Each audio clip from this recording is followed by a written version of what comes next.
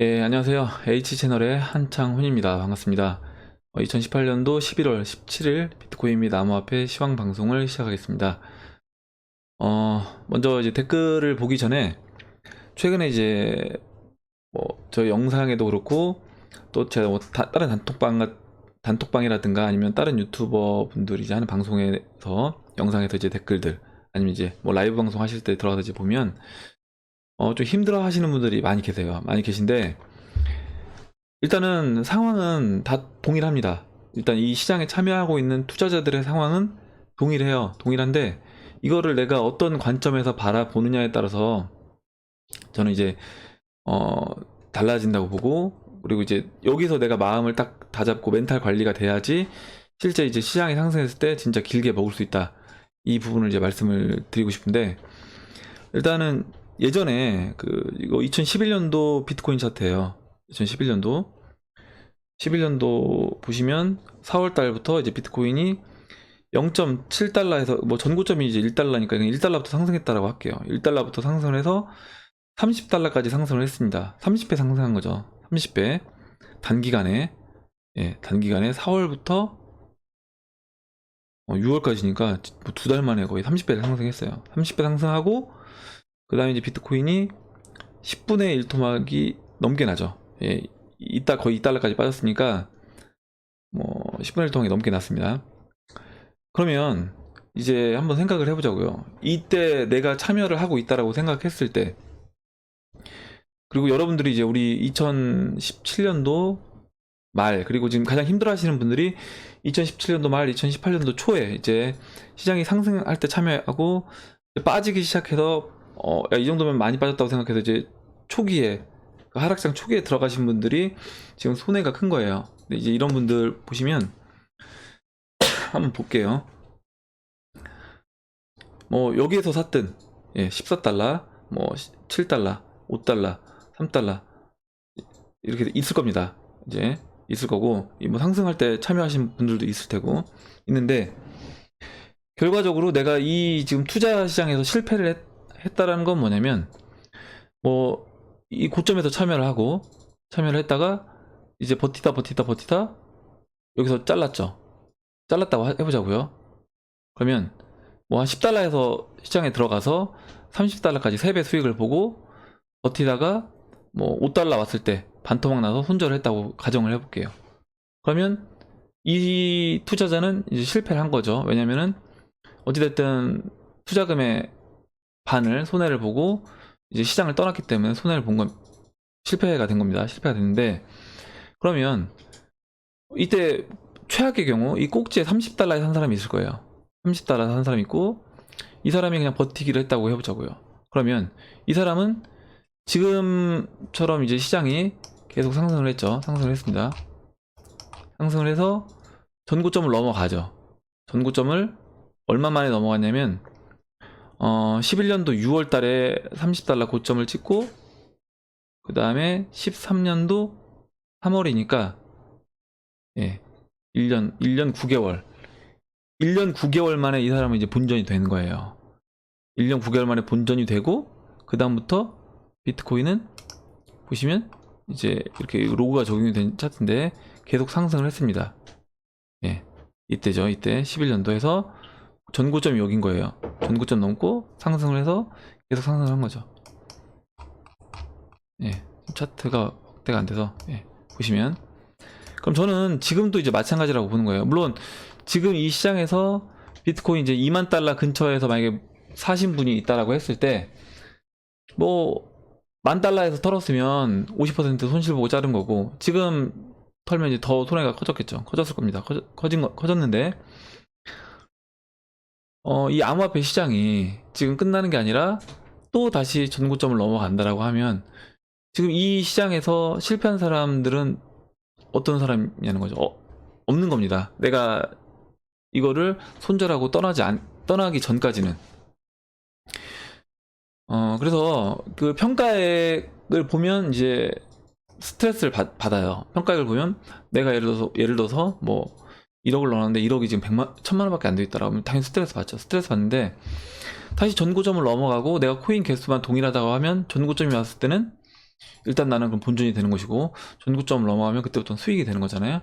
그래서 이 이제 시장에 대해서 어느 정도 확신을 갖고 믿음이 있다라고 하면 그 부분에 대해서 코인 개수만 유지를 하고 있으면 그렇게 스트레스 받을 필요가 없다. 이 과정을 예전에 이제 초기에 투자했던 사람들은 다 그걸 겪으면서 이 시장에 참여하고 온 거다. 이렇게 볼 수 있고, 그리고 이렇게도 한번 생각해 보실 수 있는 거예요. 제가 리플을 예를 들어볼게요. 리플이 지금 시장에서 좀 어느 정도 핫한 종목이고, 대형 알트코인이니까 리플을 예를 들면, 리플이 지금 뭐 500원이라고 그냥 가정할게요.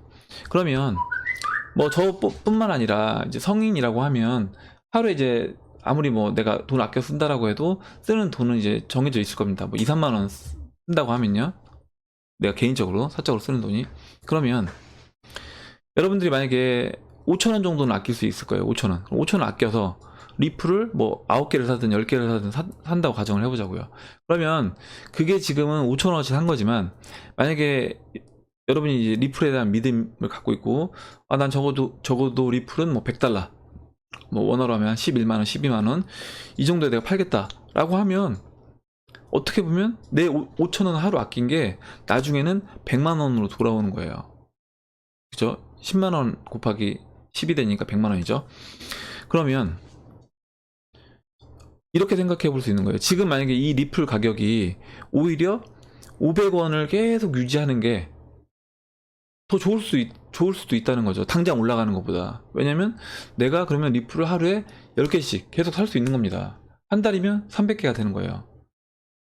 1년이면 3650개가 되겠죠, 거의. 뭐 만약에 이 가격이 계속 500원에 유지가 된다라고 하면, 그럼 3650개 리플을 내가 하루에 5천원씩 모아서 가져갈 수 있는 겁니다. 그리고 그렇게 1년이 지나갔어요. 물론 그렇게 되진 않을 것 같긴 한데, 1년이 지나가고 그 다음에 리플이 만약에 뭐 만원, 2만원, 3만원에서 10만원 넘어갔다라고 해봅시다. 1년이 지난 다음에. 그러면 한 번에 다 보상을 받는 거예요.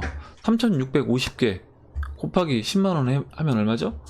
3억 6천입니다. 3억 6천. 그러면 뭐 별거 아닌 것처럼 보이고, 내가 5천원씩 모아서 했던 돈이 1년 뒤에 3억 6천인 거예요. 그러면 얼마나 즐거운 일입니까, 이게. 지금 이 가격에서 리플을 내가 살 수 있다는 게 굉장히 행복한 거예요. 비트코인을 아까 이제 2011년도 1달러에 산 사람들 있잖아요. 그 1달러에 산 사람들은 얼마나 행복한 사람들이었겠어요. 그러니까 그렇게 생각을 하면 지금 이 시장이, 야 지금 내가 비트코인 2천만 원에 샀는데 지금 뭐 600만 원이다. 평가가 아니라 600만 원에 내가 뭐 0.01비트든 만약 살 수 있다라고 하면, 나중에 비트코인이 진짜 1억, 뭐 10억 같다고 했을 때 0.01비트는 얼마예요? 10억일 때는 0.1비트가 이제 1억이니까 1000만 원인 거죠. 0.01비트만 산다고 하더라도 0.01비트는 지금 6만 원이죠. 6만 원으로 0.01비트만 사더라도 그게 나중에 진짜 비트코인이 원하는 가격이 됐을 때는 그렇게 된다라는 겁니다. 그러면 미래에 가서 여러분들이 한번 지금 시점을 돌이켜서 생각해 본다라고 하면, 야 그때 진짜 좋은 기회였구나, 이렇게 이제 생각해 볼 수 있다는 거죠. 우리가 지금 2011년도, 2012년도, 2013년도에 암호화폐에 투자했던 사람들을, 굉장히 저 사람들은 복 받은 사람들이고, 저 때 내가 시장에 참여했다라고 하면 굉장히 좋았을 텐데라고 하는 것처럼, 미래의 시장에 들어온 사람들은 지금 우리를 그렇게 볼 수 있다는 겁니다. 그럼 얼마나 해피한 일이에요, 지금 이 시장이. 그렇게, 그러니까 어차피 상황은 똑같아요. 어차피 지금 비트코인 가격은 뭐 5,580달러입니다. 똑같은데, 그리고 리플 가격은 지금 뭐 540원 똑같아요. 똑같은데 이걸 어떤 관점에서 쳐다보느냐에 따라서 그게 달라진다는 거예요. 내가 마음 먹는 게. 그래서 좀 오히려 긍정적으로 진짜 지금 빠지면 땡큐다, 이런 생각을 하시면 좋을 것 같아요. 나는 뭐 현금이 없는데, 아까 말씀드렸잖아요. 현금 없어도 5천원은 내가 아낄 수 있다는 겁니다. 담배 피시는 분들이면 담배 안 피시면 되고, 스트레스 열받는다고 술 사드시지 마시고, 이번 기회에 술도 좀 줄이시고, 그 줄인 술값으로 사볼 수 있는 거죠. 그러면 저는 그게 나중에 다 돌아올 거라고 이제 보고 있습니다. 이제 힘드신 분들이 워낙 많은 것 같아서 제가 일단 그 부분을 먼저 말씀을 드리고, 그럼 이제 댓글을 보도록 할게요. 예, 시작하겠습니다. 어, 일단 봄냠님이 이제 질문을 해주셨어요. 예, 질문 댓글로 이제 질문하고 의견 남겨주신 분들 다시 한번 감사 말씀드리고, 봄냠님도 감사하다 말씀을 드리겠습니다. 지금 이제 죄송합니다. 지금 비트코인 캐시와 관련 진행되는 일이 얼마나 깊고 큰 의미가 있는지 대한민국에 제대로 전하는 사람이 없는 것 같아서 답답한 마음에 이곳에 글을 적습니다. 예, 그리고 이제 내용을 이제 읽어볼게요. 국내에서는 지금 벌어지고 있는 비트코인 하드포크를 단순히 이전의 하드포크와 상황과 유사하게 생각하거나 개미들을 속이기 위한 짜고 치는 고스톱이나 세력의 장난 정도로 생각하는 경향이 있는 것 같습니다. 이번 하드포크는 단순히 크립토 역사뿐 아니라 인류 역사에 기록될 수 있는 큰 사건일지도 모릅니다. 왜냐하면 이번 하드포크는 오리지널 비트코인 백서에 기술된 이른바 나카모토 컨센서스가 작동하는 역사상 최초의 사건이기 때문입니다. 그래서 이제 그 지금 나카모토 사토시라고 얘기하고 있는 두 진영 SV 진영에 이끌고 있는 크레이그 박사가 진짜 사토시 나카모토가 맞다고 가정을 해봅시다. 믿고 계시대요.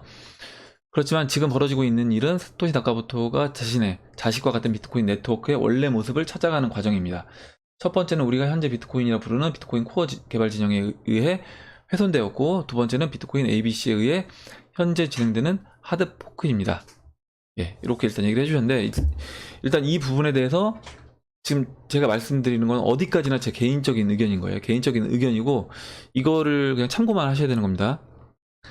일단 그 작년에 비트코인에서 비트코인 이제 코어 진영과 비트코인 이제 지금 캐시 진영으로 나뉘었죠. 뭐 우지아나 이제 로저버가 있는 나뉘었는데, 그 비트코인 캐시 진영은 그때 나뉠 때도 뭐라고 얘기를 했냐면, 우리가 진짜 비트코인이다 라고 얘기를 했어요. 우리가 진짜 비트코인이다 라고 얘기를 했습니다. 그리고 현재 로저버가 계속 세계를 돌아다니면서 하는 얘기가 비트코인 코어 쟤네가 비트코인이 아니라 우리가 진짜 비트코인이다 라고 아직도 얘기를 하고 있습니다. 근데 이제 중요한 건 뭐냐면, 저는 이제 그거는 그쪽에서 하는 얘기고, 결국에 이제 시장의 평가라는 거죠. 시장의 평가. 시장의 평가는 이 비트코인, 지금 비트코인 캐시 대 비트코인 차트예요. 이게 이제 시장의 평가라는 겁니다. 실제로. 그럼 무슨 얘기냐면, 제가 이제 드리고 싶은 얘기는, 비트코인 캐시는 자기네들이 진짜 비트코인이라고 얘기하고 나왔어요. 시장에 나왔는데, 일단 가격은 비트코인 기준으로 0.05 사토시에서, 그러면 1비트당 20 비트코인 캐시 정도 되겠죠. 1비트당 20 비트코인 캐시에서 일단 제가 네, 고점이라고 보고 있는 0.2 사토시, 그러면 1비트가 5 비트코인 캐시 정도. 그러니까 1비트가 5 비트코인 캐시에서 뭐 한 대략 5 비트코인 캐시에서 20 비트코인 캐시를 이제 왔다 갔다 했다는 겁니다. 어찌됐든 간에 그 1비트당 1 비트코인 캐시를 뛰어넘지 못했어요. 그러면 일단 시장은 이렇게 평가를 했다는 겁니다. 비트코인 캐시를. 저는 이제 이거를 보는 거죠. 이게 왜냐면 시장이 평가를 내린 거니까. 그러면 지금 이제 얘기를 봄냠님이 해주셨던 그 비트코인 SV 진영이 뭐 사토시 비전이라고 자기네들이 얘기를 하고, 우리가 진짜 비트코인 오리지널이다라고 얘기를 합니다. 이것도 저는 사실 이 사람들이 이제 주장을 한다는 거예요.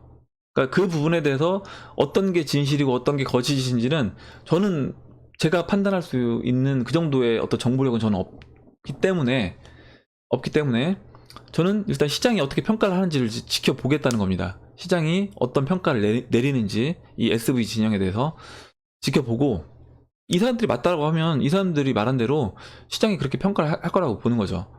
그리고 어떻게 보면 비트코인 캐시 SV는 비트코인 캐시에서 또 떨어져 나온 겁니다.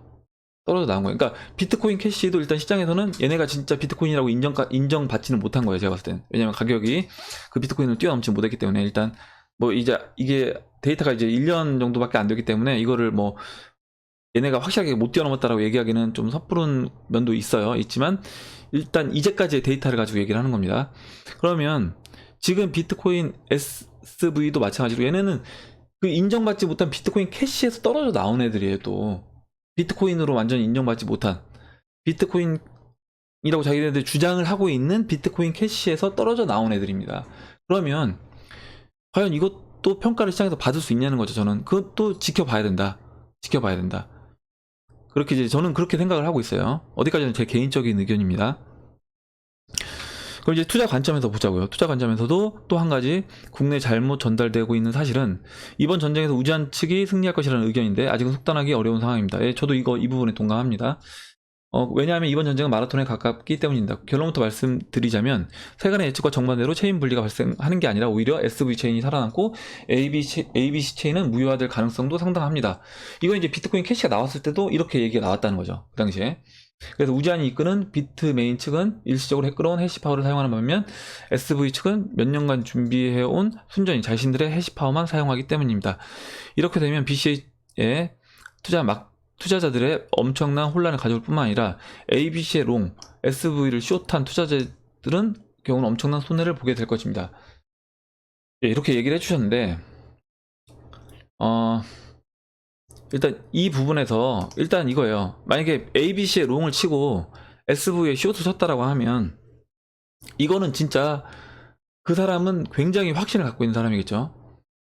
이 정도로 내가 완전 극단적인 어떤 포지션을 취할 사람이라고 하면 굉장히 확신을 갖고 있는 사람일 겁니다. 아, 나는 무조건 비트코인 비트메인 세력이 이길 거라고 보는 사람들은 이런 포지션을 취하는 거죠. 그리고 그 포지션이 틀리면 당연히 그 사람들은 그 대가 지불을 하는 거예요. 자기가 틀렸기 때문에 대가 지불을 하는 거고, 그건 그렇게 자기가 포지션을 짠 거에 대한 결과는 받아들여야 되는 겁니다.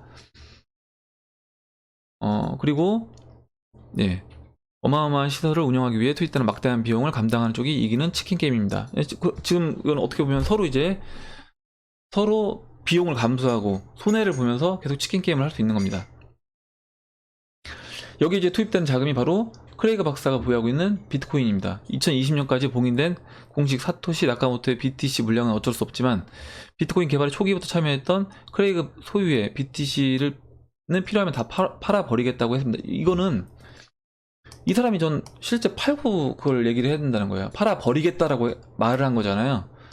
그렇기 때문에 그리고 이분이 비트코인을 얼마 갖고 있는지는 저는 모르겠는데 혹시 이제 봄년님이 그 부분에 대해서 이분이 이제 비트코인 갖고 있는 뭐 자료를 공개했다라는 그런 내용들이 있으면 오늘 영상 이제 보시고 이제 한번 댓글 남겨주시면 좀 도움이 될 것 같아요. 이 말은 전쟁이 길어지면 비트코인 가격이 하락한다는 의미입니다. SV 쪽에서는 비트코인을 매각하고 비트코인 매각하고 그 비용을 충당하면서 뭐 비트코인 자기네 걸 더 뭐 사든지 이건 그 사람들이 이제 알아서 하겠죠. 그래서 비트메인에서는 해시파를 동원하는 식으로 비트코인의 에너지를 소진하는 것입니다. 예, 이렇게 이제 얘기를 해주셨는데 일단 이 부분에 대해서 제 의견을 투자자 입장에서 제 의견을 말씀드릴게요. 그러니까 저는 이제 아까 말씀드렸다시피 사실 누가 이길지는 몰라요. 그리고 그래서 이제 어떻게 보면 비트코인 예전에 비트코인도 갖고 있었던 거고 비트코인 캐시도 일부 갖고 있다가 비트코인 캐시는 이제 나중에 올라갔을 때 정리를 했어요. 저는 예전에 이제 150만 원일 때 정리했었는데 정리하고 그때는 이제 이더리움으로 교체를 했었고 그다음에 이제 이더리움 상승해서 비트코인으로 교체했었습니다. 저는 이제 단순하게 투자자 입장에서 보는 거예요. 그러면 제가 지금 1 비트코인을 저는 제가 언제 교체를 했냐면 이때 교체했습니다. 한 1 비트코인이 15, 14 정도 비트코인 캐시일 때 교체를 했어요. 얼마를 교체했냐면 제가 갖고 있는 비트코인 물량의 10%를 교체를 했습니다. 그 얘기는 무슨 얘기냐면 제가 만약에 비트코인을 100을 갖고 있다라고 가정을 할게요. 100이라고 할 때 그 100에서 10을 떼어서 제가 비트코인 캐시로 전환을 했습니다. 그러면 제가 비트코인 캐시 갖고 있는 건 몇 개겠어요?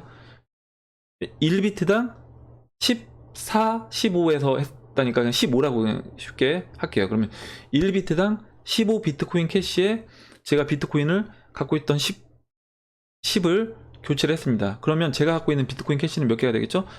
150 비트코인 캐시가 되는 거예요.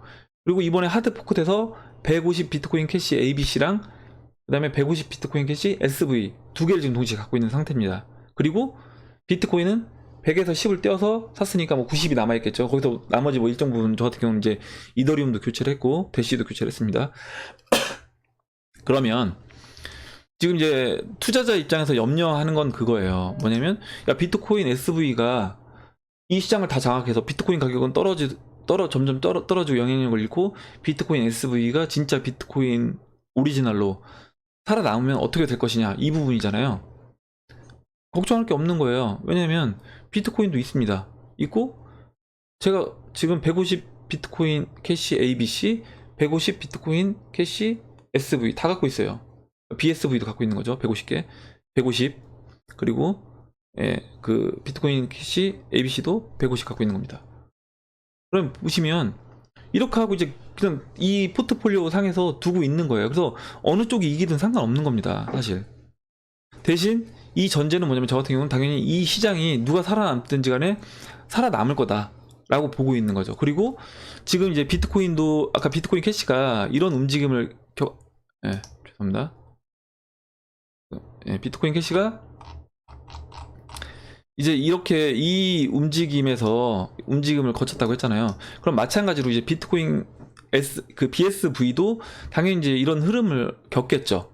그러면 그걸 관찰하다가 야, 이 정도면 이제 비트코인 SV를 매도를 해야 되겠다라고 하면 제가 150을 갖고 있기 때문에 50 정도는 매도해서 고점 일단은 팔아줘도 되는 겁니다. 팔고 그거는 뭐 비트코인으로 갖고 있다가 만약에 거기서 실제 진짜 비트코인 SV만 살아남았다고 가정을 해볼게요. 그러면 그 나머지 100은 그냥 홀딩하면 되는 거예요. 그러면 제가 원래 갖고 있던 비트코인 개수보다 더 추가적으로 많이 갖고 있는 거죠. 왜냐면 10을 이미 뺀 거니까 빼서 이제 얘를 산 거기 때문에 이렇게 되는 겁니다. 그래서 사실 이 부분에서 투자자 입장에서 리스크를 최소화하려면 저는 그 비트코인 그리고 비트코인 캐시, 비트코인 ABC도 이제 제가 했던 방법으로 10%를 비트코인 캐시로 바꿨던 분들은 뭐 크게 염려할 부분은 없다. 이 암호화폐 시장, 이 블록체인 시장이 앞으로 간다라는 전제하에 뭐 셋 중에 진짜 오리지널이 어떤 게 나오든 간에 상관없다. 저는 이제 그렇게 보고 있습니다. 저는 그냥 세 개를 다 갖고 있고 그리고 이제 그 세 개를 일정 부분 오버슈팅 나오는 종목이 있다라고 하면 그때 걔네들을 매도를 해서 뭐 비트코인으로 교체하고 다시 정상 가격이 되면 다시 또 반대 포지션을 취해주고 이런 식으로 저는 이제 계속 개수 늘리기를 한다는 겁니다. 네, 이제 이렇게 답변을 하고 지금 제가 말씀드린 것 중에 이제 봄냠님이 이제 뭐 추가적으로 지금 이쪽 부분에 대해서 많이 알고 계신 것 같아서 추가적인 의견을 좀 주시면 도움이 될 것 같아요. 이제 좋은 정보 주셔서 감사합니다. 그리고 지금 오준호님이 이것도 좀 내용이 긴데 제가 한번 같이 읽어보도록 할게요. 오준호님이 댓글로 이제 글을 남겨주셨습니다. 일단 질문은 뭐냐면 이거예요. 읽어볼게요. 영상 중 파생시장이 크고 금이 가장 적은데 그 가치가 현재 암호화폐 10배라는 점에서 공감을 했다. 그리고 금도 이제 이 부분 넘어가고 여기 제가 의아한 부분은 달러를 코인으로 모두 대체한다는 느낌으로 말씀을 하셨는데 아름다운 그녀님이란 분이 말씀하신 건지 아니면 H님께서 말씀하신 건지 모르겠지만 이 부분이 좀 의아합니다. H님께서는 미국의 부채를 없애기 위해서라고 하신 것 같은데 예, 맞습니다. 저는 이 부분에서 일제강점기 시대의 화폐 정리 사업으로 생각이 됐는데요. 살짝 첨언하자면 당시 일제는 조선의 화폐 상태에 따라 갑을 병으로 나누고 병은 가치가 0이었대요. 이에 많은 조선인들이 이제 피해를 보고 이 부분이 생각났답니다. 과거 일제가 조선에 대해서 한정판으로 화폐 정리를 했다면 현재는 일제가 아닌 미국이 세계를 대상으로 화폐 정리 사업을 한다는 것으로 말씀하신 건지 궁금합니다. 과거 일제는 조선 상인들이 피해를 볼 때 일본 상인들은 미리 정보를 수집해서 손해를 보지 않았는데 만약 말씀하신 대로 현대판 화폐 정리 사업이라면 현재 일본 상인이라고 할 수 있는 글로벌 부자들이 일본 화폐를 선점을 해야 하는데 현재 암호화폐 시장은 빌 게이츠 등의 보수적 현재 부자가 아닌 우지환, 윙클보스 형제 등 신흥 부자들이 많은 부분을 차지를 하고 있고 과거에는 조선의 자본에 대해서만 개혁을 한다면 암호화폐는 세계의 자본에 대한 것인데 조선과의 사이즈가 다른 규모의 재산이고 이 재산들이 이동하기 위해서는 말씀하신 2020년 안에 재산들이 이동하기에는 매집이라고 하더라도 많은 상승을 동반할 수밖에 없는 입장인데 과거에 엔화로 바꾸는 것은 일본인 입장에서 전혀 손해가 없는 부분이지만 현재 암호화폐 시장의 금액 대비 세계 부자들의 자산은 너무 크기 때문에 자신의 자산을 100% 저가에 이동시키는 것은 불가능에 가깝다고 보여지는데요. 딱 한 가지 방법은 작당해서 한순간에 대규모 자금을 투입해서 상승폭 제한 없는 걸 이용해서 뭐 10,000% 상승시키면 일반 개미는 접근할 수가 없겠죠. 네, 세력들은 목표가가 얼마인지 알 테니 자금 유입이 가능하겠지만요. 이 방법을 제외하고는 현재 세계 부재들의 자금을 모두 대체하기엔 불가능에 가깝다고 보는데 이 부분을 대체할 수 있는 건지 궁금하다 이렇게 얘기를 하셨습니다. 일단 좀 질문이 이제 좀 긴데 일단 내용을 제가 정리를 해보면 이렇게 얘기를 해주신 것 같아요. 이 화폐 정리 사업을 제가 그래서 한번 찾아봤어요. 제가 이 내용을 몰라서 화폐 정리 사업을 찾아봤는데 일단 우리나라가 종래에 그 전에 일단 백동화랑 엽전을 사용했대요. 그러다가 이제 일본 제1은행이 새 화폐로 교환을 해서 사용을 했는데 백동화를 갑을 병종으로 나누고 갑하고 을은 이전 오리와 일전으로 교환을 해줬는데 병은 그냥 없애버렸대요. 가치를 매기지 않고. 이에 따라서 백동화 가치가 크게 폭락하면서 상인들이 완전히 몰락을 하고 예, 화폐 정리 사업으로 일본 제국은 대한제국의 재정과 유통 체계를 장악하고 조선 상인 다수가 파산을 했답니다. 예, 이렇게 얘기를 해주셨어요. 그래서 어느 정도 지금 상황하고 비슷한 부분이 있을 수 있어요. 무슨 얘기냐면 제가 이제 내년에 보는 제 시각은 앞으로 경기가 이제 침체기로 접어들 수 있다. 100년 만에 오는. 그 이유는 뭐냐면 지금 이 금리 사이클, 미국의 금리 사이클이 지금 거의 100년 경제 대공황 1929년에 있었던 경제 대공황 이후에 그 100년 사이클에 다시 한번 이제 그 사이클이 도래했다. 이렇게 얘기를 했습니다. 그게 이제 채권 시장에서 채권이 추세적으로 상승하던 채권 가격이 30년 만에 차트를 깨고 떨어졌다는 데서 제가 그 부분을 말씀을 드렸어요. 그래서 그러면 이제 이 침체로 갔을 때 침체로 간다는 거는 뭐냐면 이제까지 일어났던 자산 버블들 있잖아요. 부동산 버블 그리고 주식시장 버블. 뭐 우리나라야 지금 약간 저평가 상태에 있긴 한데 미국에 비해서요. 미국에 대비해서. 근데 지금 미국 같은 경우는 주식시장이 저평가 영역이 아니라는 거죠. 고평가 영역에 있습니다. 그럼 미국은 언제든지 이 주식시장을 채널 하단부까지 내릴 수 있는 상황이에요. 제가 기존의 영상에서 계속 말씀드렸던 부분처럼. 그러면 결과적으로 그 미국 입장에서는 금리를 추가적으로 인상할 수 있는 여지가 있다는 겁니다. 인플레이션이 앞으로 있다라고 하면 그리고 미국 실제 FRB에서 앞으로 금리를 내년에 최소 3번 이상 그리고 올해 말에도 올린다고 지금 계속 얘기를 하고 있고 지금 더 센 발언을 했죠. 며칠 전에 뭐라고 했냐면 앞으로 금리 인상을 회의를 총 8번 할 거라고 얘기했습니다. 원래는 회의를 4번 했는데 8번을 할 거라고 했어요. FRB에서 회의를 8번 하고 8번을 할 때마다 어느 때든지 금리 인상을 할 수도 있다. 때에 따라서. 그 얘기 뭐냐면 이 인플레이션이 좀 더 가속화되면 그 인플레이션을 잡기 위해서 미국에서는 언제든지 주식시장이 좀 더 빠지고 부동산 시장이 무너지더라도 그걸 감수하고 금리를 인상을 하겠다는 겁니다. 그러면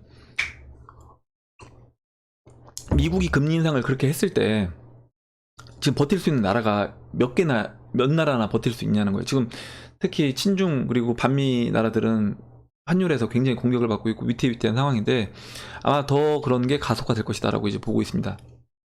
그래서 결국에 지금 일본이 얘기해 주셨던 이 화폐 정리 사업에서 일본이 결국에 결국 우리나라 상인들이라고 하면 좀 대규모 큰 상인들이라고 하면 지금 우리나라 대기업들이 될 수 있는 거죠.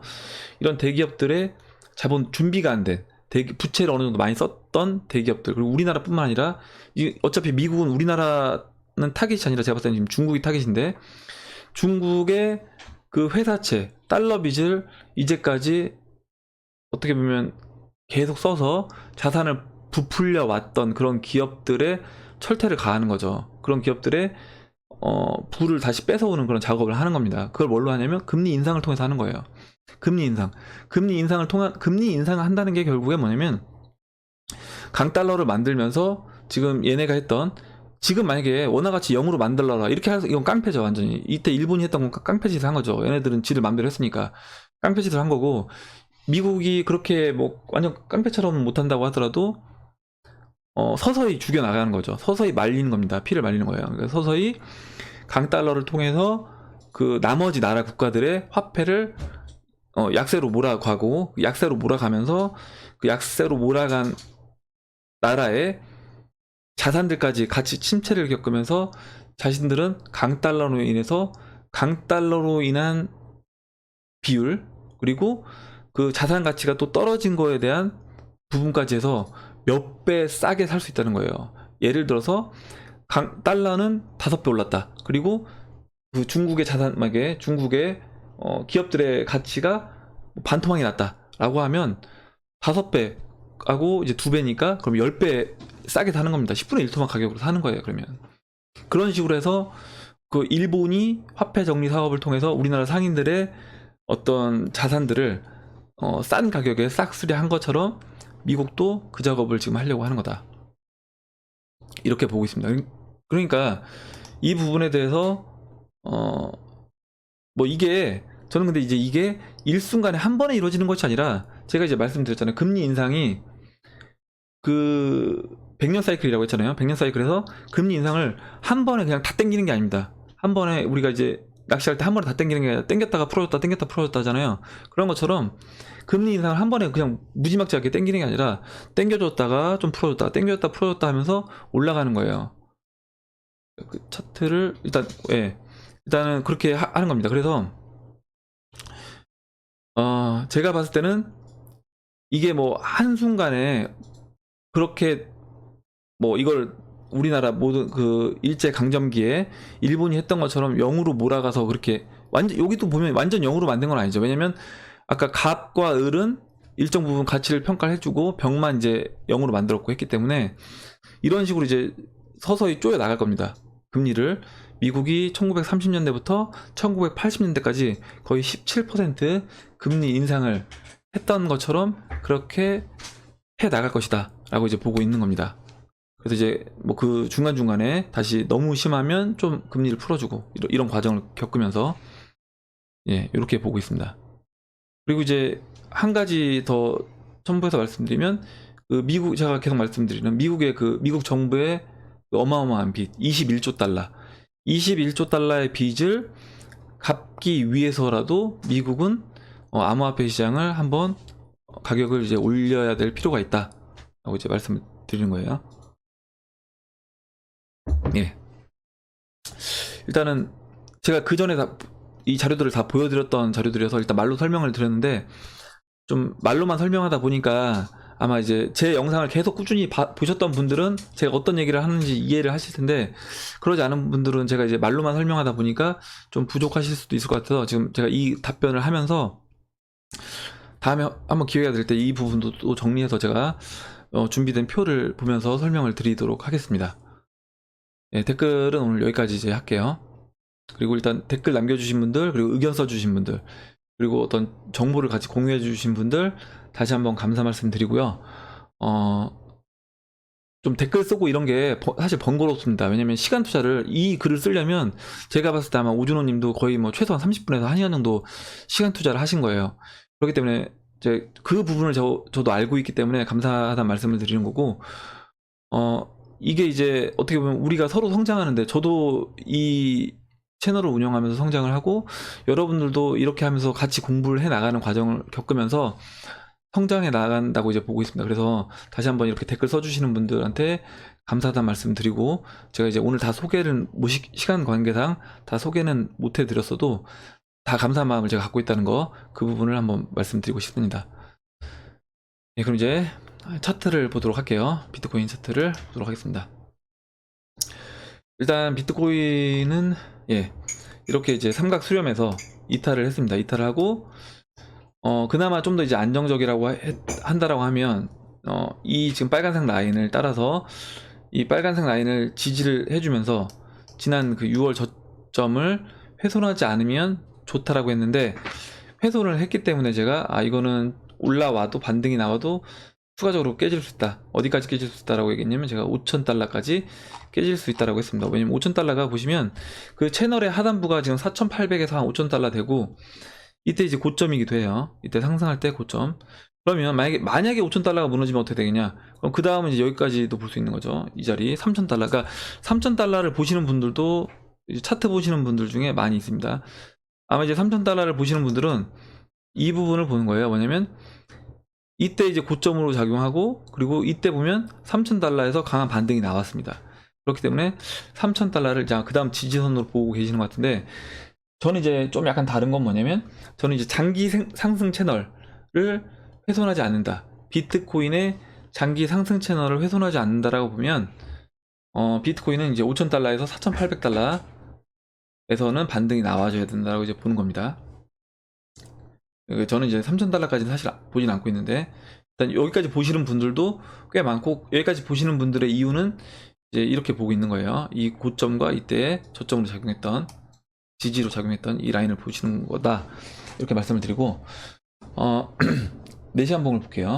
4시간 봉을 보면 지금 4시간 봉에서 지금 이 15이평선을 조만간에 이제 맞고 한 차례 다시 하락이 나올 수가 있는 겁니다. 그럼 하락이 나오면 거의 이제 N자 하락 형태로 이제 하락하고 쉬었다가 다시 하락하는 형태를 이제 보일 수가 있는 거죠. 그래서 그 다음 목표치는 5,000달러가 되는 겁니다. 5,000달러가 되는 거고, 차라리, 그러니까 제가 말씀드리지만, 차라리 찍어줄 자리를 빨리 찍어주고 반등하는 게 좋다. 여기서 어설프게 올라갔다가 또 두들겨 맞고 떨어지느니 차라리 빨리 5,000달러를 찍어주고 반등하는 게 좀 더 낫다라고 이제 저는 보고 있습니다. 그리고 일단 지금 이평선들이 완전 역배열이 된 상태이기 때문에 좀 더 이제 하방 압력이 강한 상태이긴 해요. 현재 아마 이제 이렇게 해서 5,000달러를 찍고 반등이 나와주면, 일봉에서도 저는 이제 이 121 이평선과 200일 이평선을 이제 다시 정배열로 만들 수 있는, 왜냐면 이제 15이평선과 51 이평선은 빠졌다 올라오면서 이 단기 이평선이기 때문에 바로 이제 정배열을 만들어 줄 수 있고, 이 장기 이평선들도 아마 이 하락이 끝나고 반등이 나와주면 정배열로 만들어 줄 수 있다, 이렇게 이제 보고 있습니다. 비트코인은 여기까지 볼게요. 다음은 이제 스텔라 루멘인데요. 시장에서 이제 강한 종목 중에 하나가 이제 지금 리플하고 스텔라 루멘이에요. 그래서 스텔라 루멘 같은 경우는 비트코인 시장에서 지금 보시면 15이평선을 거의 뭐 순간 깨고 내려오는 이 정도입니다. 그러니까 그만큼 강하다는 거죠. 강하고 15, 50, 그다음에 지금 200, 120인데 200하고 120평선은 조만간에 이제 골든 크로스가 나오면서 완전히 정배열될 수 있는 상황이기 때문에, 스텔라 루멘 같은 경우는 지금 사토시 가격으로 4,450짜리를 넘어가주면, 지금 이때 고점으로 작용했던 이 4,450짜리를 넘어가주면 스텔라 루멘은 이제 시장에서 충분히 이제 대장 역할을 할 수 있는 그런 코인이다라고 이제 보고 있습니다. 저는 사실 이래요. 그러니까 뭐 비트코인이 안 가더라도 일단 대형 알트코인에서 먼저 시장에서 상승으로 간다는 얘기는 뭐냐면, BTC 마켓에서 고점을 치고 나가는 종목이 나와줘야 된다. 왜 그러냐면, 대형 알트코인에서 BTC 시장에서 상승을, 그 고점을 쳤다는 얘기는 뭐냐면, 메이저 세력이 이거는 끌고 갔다는 겁니다. 그러면 메이저 세력이 그만큼 끌고 갔기 때문에 이거는 시장을 이제 움직일 수 있는 그런 힘을 갖고 있는 세력이 이제 시장에서 뭔가 방향 전환을 했다라고 이제 보고 있기 때문에, 제가 항상 말씀드리지만 적어도 시총 한 12에서 15위 정도 안에 들어가는 종목 중에서 BTC 마켓에서 고점을 치고 가는 종목이 나와줘야 된다. 제가 이제 비트코인 캐시를 그걸 기대를 했었는데, 일단 비트코인 캐시는 하드포크가 있으면서 오히려 이제 지금 빠진 상황에서 이제 그 다음으로는 리플과 지금 스텔라 루멘을 이제 기대를 하고 있습니다. 리플도 굉장히 차트는 좋아요. 리플도 보시면 리플 같은 경우도 지금 박스 상단부에서 움직인다고 말씀드렸고, 지금 이 빨간색 라인, 이 빨간색 상승 추세 라인을 이때 잠깐 훼손했지만, 그 하드포크 이슈 있을 때 잠깐 훼손했지만 바로 급하게 말아 올리면서 양봉으로 마감을 하고, 그 다음에 오히려 이제 지난 고점으로 작용했던 사토시 가격으로 8,470을 돌파하고, 일단 돌파를 했다가 다시 이제 여기서 고점에서 지금 머물러 있는 상태예요. 이제 그 이후 고점은 8,700이에요. 사토시 가격으로 8,700 사토시를 완전히 넘어가서 안착해주는 모습을 보여주면 리플이 이제 대장 역할을 할 수 있다, 이렇게 보고 있습니다. 그래서 일단 알트코인에선 리플하고 스텔라에 기대를 하고 있어요, 저는. 마지막으로 이제 대시를 보여드리면, 대시도 초기에 이제 빨리 올라오고 눌러줬는데, 일단 대시 같은 경우는 지금 장기 이평선이 위에 있기 때문에 아직까지는 뭐 스텔라 루멘이라든가 리플보다는 약한 흐름을 겪을 수밖에 없지만, 그래도 일단 저점을 높여가면서 다시 상승 흐름을 이어갈 수 있는 그런 모습은 갖추고 있다. 일단 지금 이 추세 라인, 이 빨간색 추세 라인은 이 하드포크 이슈가 있을 때 그때 훼손하긴 했는데, 바로 일단 여기서 다시 지지를 받고 있어요. 그래서 여기서 일단 이 52평선을 넘어가서 안착해주는 모습을 보여주고, 그 다음에 0.027 라인이라고 있죠. 0.027 라인, 사토시 가격으로 0.027 라인을 넘어가는 모습을 보여주면 대시도 이제 기대를 해볼 수 있는 그런 코인입니다.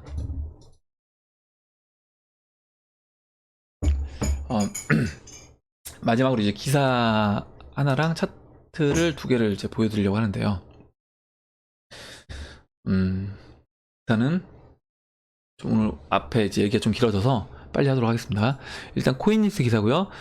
미 국세청 자문위원회 암호화폐 통환 납세를 촉구를 했답니다. 무슨 얘기냐면, 미국 국세청 자문위원회가 보고서를 통해 납세자들이 암호화폐로 연방세를 납부할 수 있는 방안을 추진해야 한다고 이제 15일 제안했다.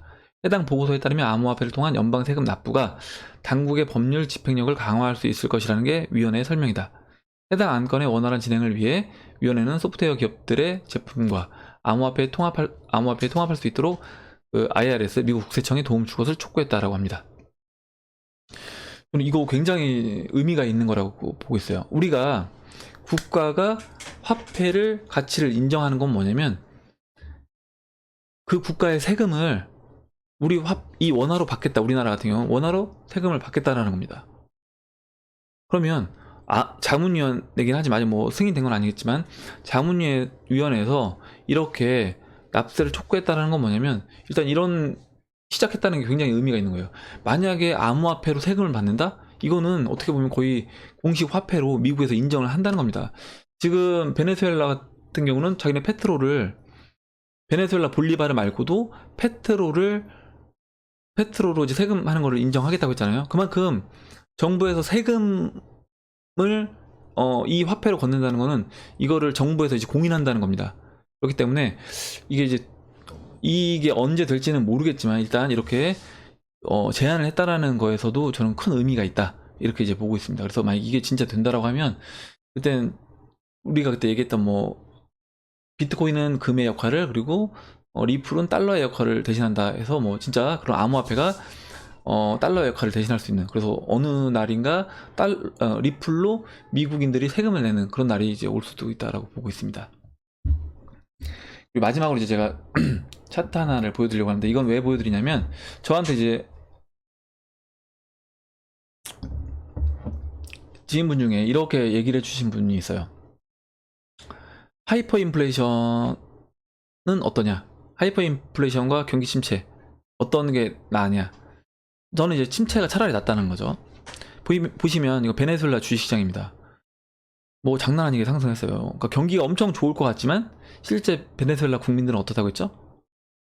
쓰레기통에서 음식을 주워 먹는 상황입니다. 그리고 거의 내란 상황의 그런 수준의 그런 상황이에요. 지금 베네수엘라는. 이거는 이제 아르헨티나 주식시장 차트예요. 아르헨티나도 주식시장은 이렇게 상승했어요.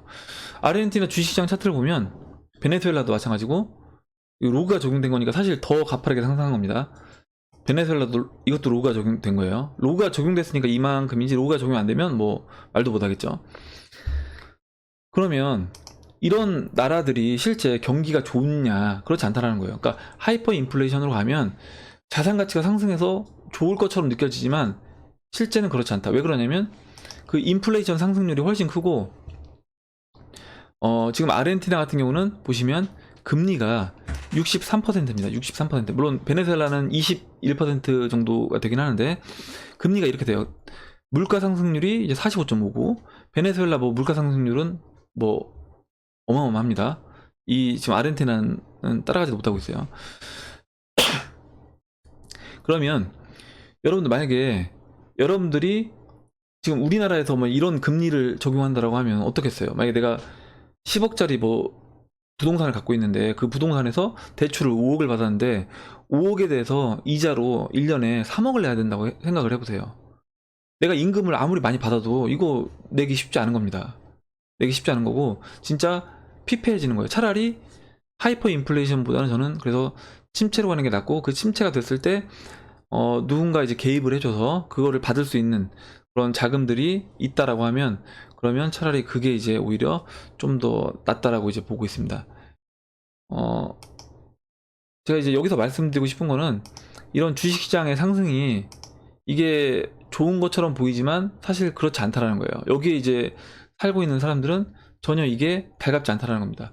물론 그나마 베네수엘라 돈, 아르헨티나 돈을 그냥 돈으로 들고 있는 사람들보다는 낫겠죠. 근데 이런 현상이 왜 벌어지는 거냐면, 아르헨티나 정부가 그리고 베네수엘라 정부가 주가가 떨어지니까 떨어지는 거를 막기 위해서 정부에서 개입을 한 겁니다. 아르헨티나 돈을 찍어내고 페소를 찍어내고 베네수엘라 볼리바르를 찍어내서 이 주식시장에 개입을 하면서 그 찍어낸 돈으로 이 주식시장을 끌어올리다 보니까 이런 식으로 자산시장이 올라가는 것처럼 보이지만 그 속내는 그렇지 않다라는 겁니다. 예, 이 부분을 이제 말씀드리고 오늘 이제 여기까지 하도록 하겠습니다.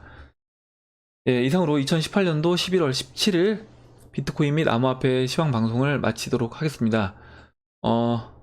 일단 댓글로 이제 의견하고 여러분들 정보라든가 그리고 뭐 질문 남겨주신 분들 다시 한번 감사 말씀드리고, 제가 오늘 영상 이제 좀 이렇게 좀 잡다한 얘기들도 많이 한 것 같은데, 이런 얘기들 중에서 여러분들 궁금하신 내용이 있으시거나 아니면 뭐 좀 나는 다르게 생각한다거나 아니면 뭐 다른 여러분들이 정보를 갖고 계신 게 있으면 좀 번거롭다고 하더라도 우리 같이 이제 같이 성장한다는 차원에서 올려주시면 정말 이제 감사하겠습니다. 예, 그럼 이상으로 마치도록 하겠습니다. 도움이 되셨다면 좋아요와 구독 버튼 그리고 알림종 버튼을 눌러주세요. 감사합니다.